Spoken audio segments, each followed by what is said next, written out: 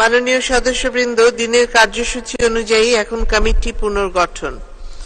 আমি এখন মাননীয় চিফ হুইপ জনাব নূরে আলম চৌধুরীকে প্রথমে শিক্ষা মন্ত্রণালয় প্রস্তাব করছি যে গণপ্রজাতন্ত্রী বাংলাদেশের সংবিধানের ৭৬ অনুচ্ছেদ অনুযায়ী জাতীয় সংসদের কার্যপ্রণালী বিধি ২৪৬ বিধি অনুসারে ২৪৭ ও ২৪৮ বিধিতে বর্ণিত কমিটি নিয়োগ, কমিটি গঠন ও কমিটি পালনের জন্য নিম্নে উল্লেখিত মাননীয় সংসদ সদস্যগণের সমন্বয়ে দ্বাদশ বাংলাদেশ জাতীয় সংসদে শিক্ষা মন্ত্রণালয় সম্পর্কিত স্থায়ী কমিটি পুনর্গঠন করা হোক।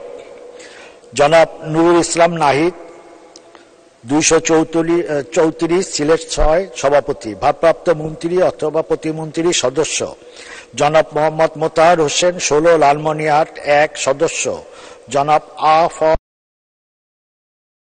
আহমেদ হোসেন ১৬১ নেত্রকোনা ৫ সদস্য। জনাব মোহাম্মদ বিপ্লব হাসান ২৮ কুড়িগ্রাম ৪ সদস্য। জনাব মোহাম্মদ আব্দুল মালিক সরকার ১৫১ ময়মনসিংহ ৬ সদস্য।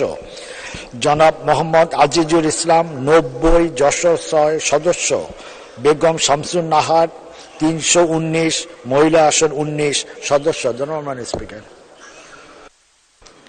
ধন্যবাদ মাননীয় চিফ হুইপ। সংসদের সামনে প্রশ্ন হচ্ছে, মাননীয় সংসদ নেতার অনুমতিক্রমে তার পক্ষে মাননীয় চিফ হুইপের প্রস্তাব মতো এবং তার প্রস্তাবিত সদস্যদের সমন্বয়ে শিক্ষা মন্ত্রণালয় সম্পর্কিত স্থায়ী কমিটি পুনর্গঠন করা হোক। যারা এই প্রস্তাবের পক্ষে আছেন তারা হা বলুন, যারা এই প্রস্তাবের বিপক্ষে আছেন তারা না বলুন।